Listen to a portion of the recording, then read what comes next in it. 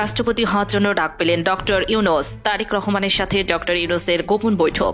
বাংলাদেশের পরবর্তী রাষ্ট্রপতি নির্বাচিত হতে যাচ্ছেন ডক্টর মোহাম্মদ ইউনূস। প্রার্থী হিসেবে মনোনয়নপত্র জমা দিয়েছেন তিনি। সকাল 11টায় নিজে ইসিতে হাজির হয়ে মনোনয়ন জমা দেন। পর্দার আড়ালে ক্ষমতার অলিন্দে কি তবে বেজে উঠেছে দেশের 22তম রাষ্ট্রপতি মোহাম্মদ শাহাবুদ্দিন চুপ্পুর বন্দী হওয়ার ফাইনাল কাউন্টডাউন।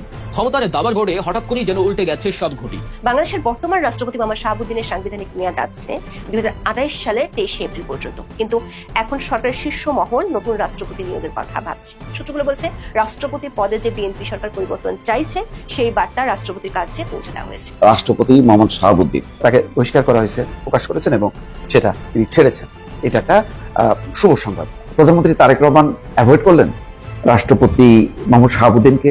সেই ধারাবাহিকতায় এবার রাষ্ট্রপতিকে বহিষ্কার করেছে তারেক রহমান। প্রধানমন্ত্রী হিসেবে দায়িত্ব নেওয়ার পর ভারতের প্রধানমন্ত্রী নরেন্দ্র মোদী। সম্মানিত দর্শক, এই মাত্র পাওয়া কিছু গুরুত্বপূর্ণ আপডেট ভিডিও নিয়ে আপনাদের মাঝে হাজির হয়েছি। যে ভিডিওগুলো সামাজিক যোগাযোগ মাধ্যমে ব্যাপক আকারে ভাইরাল হয়েছে, নেট দুনিয়ায় তোলপাড় সৃষ্টি করে দিয়েছে, নেটে জ্বরের গতিতে ভাইরাল হচ্ছে, সেই ভাইরাল কিছু টপিক একত্রিত করে আপনাদের মাঝে নিয়ে আসলাম। দর্শক, ভিডিওর শুরুতে ভিডিওর বিশেষ কিছু অংশ দেখেই আশা করি আপনারা বুঝতে পেরেছেন যে আজকের এই ভিডিওটি কতটুকু গুরুত্বপূর্ণ হতে চলেছে এবং আমরা কোন বিষয়গুলো নিয়ে আলোচনা করতে যাচ্ছি। দর্শক, তার কথা বাড়াবো না, চলুন ভিডিওতে আমরা একে একে সেই ভাইরাল টপিকগুলো দেখে আসি। ভিডিওটি শুরু থেকে শেষ পর্যন্ত দেখবেন। চ্যানেলে নতুন হয়ে থাকলে সাবস্ক্রাইব করে রাখবেন পরবর্তী ভিডিওর জন্য। একটি লাইক করে দেখতে থাকুন সম্পূর্ণ ভিডিওটি। গোপন বৈঠক অনুষ্ঠিত হয়েছে, আর সেই বৈঠকে তারেক রহমান ডক্টর ইউনূসকে একটি বিশাল প্রস্তাব দিয়েছেন রাষ্ট্রপতি পদে। হ্যাঁ, আপনারা ঠিকই শুনছেন, তারেক রহমান চান ডক্টর ইউনূস বাংলাদেশের পরবর্তী রাষ্ট্রপতি হন। কিন্তু কেন? এই প্রস্তাবের পেছনে কি উদ্দেশ্য, কি রাজনৈতিক হিসেব নিকেশ লুকিয়ে আছে? আসুন বিস্তারিত জানি এবং বুঝি এই রাজনৈতিক দাবা খেলার প্রতিটি চাল। প্রথমে জানা যাক বৈঠকটি কিভাবে হলো। গতকাল রবিবার রাত সন্ধ্যে 7:30টায় প্রধানমন্ত্রীর কার্যালয়ে একটি গোপন বৈঠক ডাকা হয়। এই বৈঠকে উপস্থিত ছিলেন মাত্র 4 জন: প্রধানমন্ত্রী তারেক রহমান, প্রাক্তন প্রধান উপদেষ্টা ডক্টর মোহাম্মদ ইউনূস, বিএনপি মহাসচিব মির্জা ফখরুল ইসলাম আলমগীর এবং প্রধানমন্ত্রীর বিশেষ সহকারী। বৈঠক শুরু হয় এবং চলে প্রায় 2 ঘন্টা। কি আলোচনা হয়েছিল সেই বৈঠকে? সূত্র জানাচ্ছে, বৈঠকের শুরুতে তারেক রহমান ডক্টর ইউনূসকে ধন্যবাদ জানান অন্তর্বর্তী সরকার সুষ্ঠুভাবে পরিচালনা করার জন্য এবং একটি গ্রহণযোগ্য নির্বাচন ব্যবস্থা করার জন্য। তিনি বলেন, ডক্টর ইউনূস, আপনি গত 18 মাস দেশকে সুষ্ঠুভাবে পরিচালনা করেছেন। আপনার নেতৃত্বে একটি সুষ্ঠু নির্বাচন হয়েছে এবং আমরা জনগণের দায়ে ক্ষমতা এসেছি। আমি আপনার কাছে কৃতজ্ঞ। কিন্তু এখন একটি গুরুত্বপূর্ণ সিদ্ধান্ত নিতে হবে, বাংলাদেশের পরবর্তী রাষ্ট্রপতি কে হবেন? ডক্টর ইউনূস বিস্মিত হয়ে জিজ্ঞাসা করেন, এটি নিয়ে আমার সাথে আলোচনা কেন? তারেক রহমান হেসে বললেন, কারণ আমি চাই আপনি হন পরবর্তী রাষ্ট্রপতি। কথা শুনে ডক্টর ইউনূস স্তম্ভিত হয়ে যান। তিনি বলেন, কি বলছেন আপনি? আমি তো রাজনীতিবিদ নই, আমি তো শুধু একজন অর্থনীতিবিদ। তারেক রহমান বলেন, ঠিক সেই কারণেই আপনি উপযুক্ত। দেশের এই সংকটকালে একজন নিরপেক্ষ, সৎ এবং আন্তর্জাতিকভাবে স্বীকৃত ব্যক্তি দরকার রাষ্ট্রপতি হিসেবে, আর আপনার চেয়ে উপযুক্ত আর কেউ নেই। ডক্টর ইউনূস কিছুক্ষণ চুপ থাকেন, তারপর তিনি প্রশ্ন করেন, আপনি কেন প্রস্তাব দিচ্ছেন? এর পেছনে আপনার কি উদ্দেশ্য? তারেক রহমান খুব স্পষ্ট করে বলেন, আমি প্রধানমন্ত্রী হিসেবে দেশ চালাতে চাই, কিন্তু আমি জানি যে আমার বিরুদ্ধে অনেক অভিযোগ আছে, আমার উপর মানুষের আস্থা কম। কিন্তু যদি আপনি রাষ্ট্রপতি হন, তাহলে মানুষ আশ্বস্ত থাকবে যে দেশে একজন নিরপেক্ষ এবং সৎ ব্যক্তি সর্বোচ্চ পদে আছেন। এতে আমার সরকার পরিচালনা করা সহজ হবে। এই কথাগুলো শুনে ডক্টর ইউনূস বুঝতে পারেন যে তারেক রহমানের আসল উদ্দেশ্য কি। তারেক রহমান চান ডক্টর ইউনূসের জনপ্রিয়তা এবং আন্তর্জাতিক গ্রহণযোগ্যতাকে কাজে লাগিয়ে নিজে সরকারকে বৈধতা দিতে। কারণ তারেক রহমান জানেন যে তার সরকার ভোট কারচুপি করে ক্ষমতা এসেছে এবং জনগণের মধ্যে অসন্তোষ বাড়ছে। যদি ডক্টর ইউনূস রাষ্ট্রপতি হন, তাহলে তিনি সেই অসন্তোষকে নিয়ন্ত্রণ করতে পারবেন এবং তার সরকারকে একটি বৈধতার আবরণ দিতে পারবেন। কিন্তু ডক্টর ইউনূস কোনো সহজ মানুষ নন। তিনি একজন বিচক্ষণ এবং দূরদর্শী ব্যক্তি। তিনি তারেক রহমানের খেলা ভালোভাবে বুঝতে পারছেন। তাই তিনি সাবধানে বলেন, আপনার প্রস্তাব শুনে ভালো লাগলো, কিন্তু আমি এমনি রাষ্ট্রপতি হতে পারি না। রাষ্ট্রপতি হতে হলে আমার কিছু শর্ত আছে। তারেক রহমান আগ্রহ দিয়ে বলেন, কি শর্ত বলুন? ডক্টর ইউনূস বলেন, প্রথম শর্ত, সংবিধান সংস্কার পরিষদ সক্রিয় করতে হবে এবং সংবিধান সংস্কার সম্পন্ন করতে হবে। দ্বিতীয় শর্ত, যে ভোট গণনায় কারচুপি হয়েছে সেই বিষয়ে তদন্ত করতে হবে এবং দোষীদের শাস্তি দিতে হবে। তৃতীয় শর্ত, রাষ্ট্রপতির হাতে প্রকৃত ক্ষমতা থাকতে হবে, শুধু আনুষ্ঠানিক পদ নয়। আর চতুর্থ শর্ত, জুলাই বিপ্লবে যারা শহীদ হয়েছে তাদের ন্যায় বিচার নিশ্চিত করতে হবে।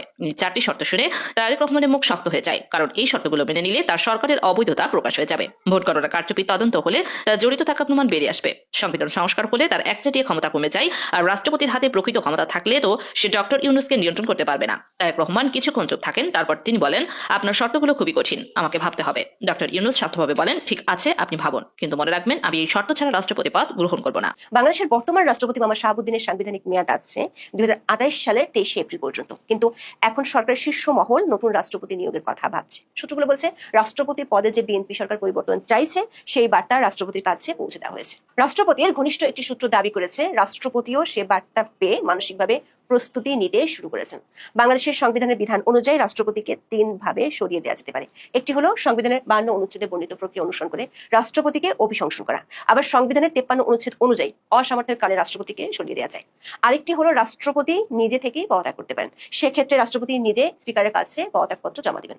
দর্শক, বাংলাদেশের রাষ্ট্রপতি নির্বাচিত হয় সংসদ সদস্যদের ভোটে, কিন্তু বাংলাদেশের ত্রয়োদশ জাতীয় সংসদের দ্বিতীয় বা 2026-27 অর্থ বছরের বাজেট অধিবেশন গত 14 জুলাই শেষ হয়েছে। সংসদের পরবর্তী বা তৃতীয় অধিবেশন কবে বসবে সেই সুনির্দিষ্ট তারিখ এখনো আনুষ্ঠানিকভাবে ঘোষণা করা হয়নি। সাধারণত সংবিধানের নিয়ম অনুযায়ী এক অধিবেশনের সমাপ্তি ও পরবর্তী অধিবেশনের প্রথম বৈঠকের মধ্যে সর্বোচ্চ 60 দিনের একটি বিরতি বা সময় ব্যবধান থাকার বাধ্যবাধকতা রয়েছে। সেই নিয়ম অনুযায়ী আগামী সেপ্টেম্বরের প্রথম বা দ্বিতীয় সপ্তাহের মধ্যে পরবর্তী অধিবেশন আহ্বান করা হতে পারে। রাষ্ট্রপতি কর্তৃক আনুষ্ঠানিকভাবে পরবর্তী সংসদ অধিবেশনের তারিখ ও সময় ঘোষণা করা হলে তা গণমাধ্যমে প্রকাশ করা হয়। সূত্রগুলো বলছে, সংসদের অধিবেশন যেহেতু চলমান নেই, সে কারণে এই মুহূর্তে রাষ্ট্রপতিকে অভিশংসনের সুযোগ নেই। বিএনপির একাধিক সূত্র বলছে, বিএনপি অভিশংসনের পথে হাঁটতে চায় না। সেটি বাংলাদেশের কোনো রাষ্ট্রপতির ক্ষেত্রে এখনো ঘটেনি। এমনকি সাবেক রাষ্ট্রপতি অধ্যাপক বদরুদ্দোজা চৌধুরীর সাথে বিএনপির সম্পর্কে টানাপোড়েন দেখা দিলে তিনিও পদত্যাগ করেছেন। সেই হিসেবে রাষ্ট্রপতি মোহাম্মদ শাহাবুদ্দিন যদি সহসা পদত্যাগ করেন, তাহলে সংবিধানের 54 অনুচ্ছেদ অনুযায়ী পরবর্তী রাষ্ট্রপতি নির্বাচিত না হওয়া পর্যন্ত স্পিকার রাষ্ট্রপতির দায়িত্ব পালন করবেন।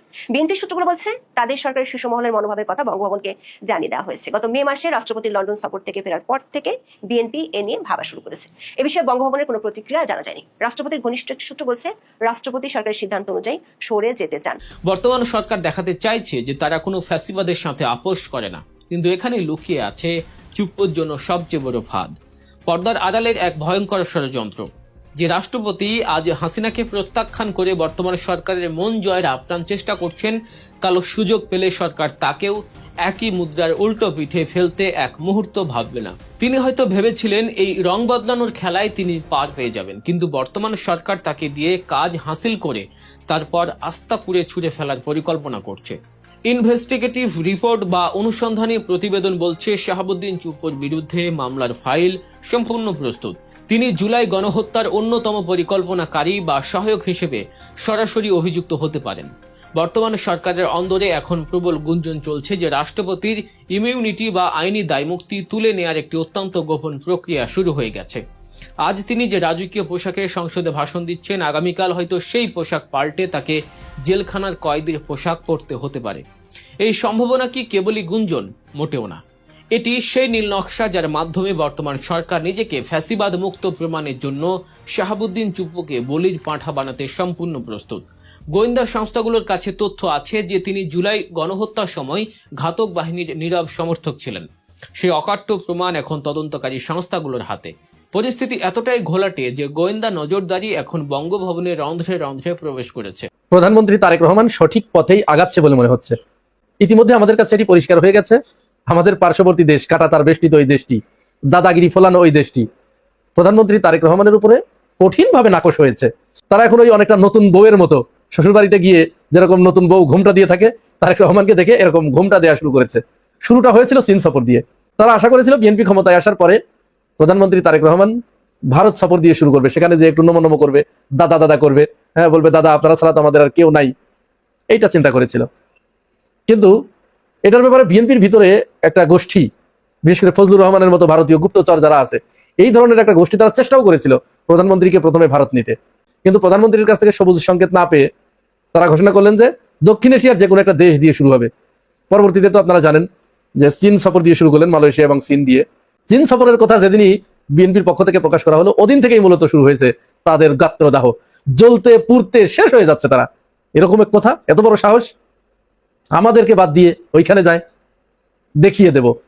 এরপর থেকেই তো আপনারা জানেন যে ভারতীয় মিডিয়ায় অসংখ্য ধরনের প্রচার প্রপাগান্ডা এমন ভাবে চালিয়েছে, এমনকি জানেন যে বাংলাদেশের রয়ের স্টেশন কর্মকর্তা ছিল, তার ছেলে এখন চন্দন নন্দী, সে তো বিশাল বড় করে কলাম লিখে ফেললো। এমনকি বাংলাদেশে একসময় হাই কমিশনার ছিলেন বিনা সিকরি, সে পর্যন্ত গুসা প্রকাশ করে বললেন এটি মোটেই তাদের ঠিক হয় নাই। তারা এখন ভারতের উদ্বেগের বিষয়গুলো কিভাবে অ্যাড্রেস করবে সেটি তাদের ভাবতে হবে। আর সে দেশের মিডিয়াগুলো তো বাংলাদেশ সম্পর্কে, বিএনপি সম্পর্কে এমন কিছু উদ্ভট কথাবার্তা বাজারে ছেড়ে দিল যেটা শুনলে অনেকেরই ঘৃণায় বমি আসার মতো অবস্থা। যাই হোক, এরই ভিতরে চীন থেকেও একটা প্রতিবাদ, খুব কড়া একটা প্রতিক্রিয়া জানানো হলো যে একটি দেশ, স্বাধীন একটি দেশ, সে তার প্রধানমন্ত্রী কোন দেশে সফর করবে কি করবে না, কোথায় আগে করবে কোথায় পরে করবে, এটি একান্তই তাদের নিজস্ব ব্যাপার। তাহলে এখানে উদ্বেগ প্রকাশ করে বা ইনিয়ে বিনিয়ে যে ধরনের মায়া কান্না করা হচ্ছে, এতে আমাদের কাছে মনে হচ্ছে যে একটি দেশ আরেকটি দেশের উপরে অযাচিত হস্তক্ষেপ করার এবং দাদাগিরি ফলানোর একটা তারা সেখানে শুরু করেছে। চীনের এই বিবৃতির পরে কিছুটা সুর নরম হয়েছিল, এরপরে তারা বসে থাকে নাই।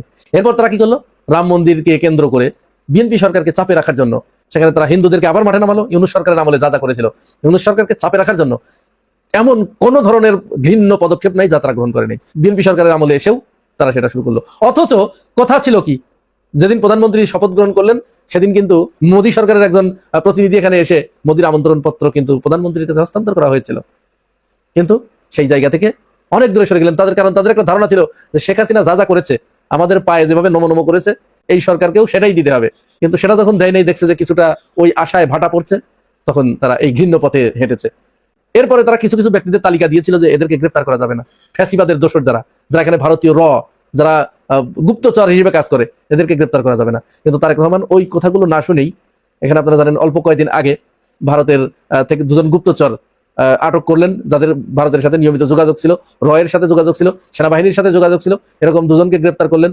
আর রাম মন্দির স্থাপন কাণ্ডের মূল হোতা রয়ের আরেক গুপ্তচর হরিদাস চন্দ্র, তাকে গ্রেফতার করলেন।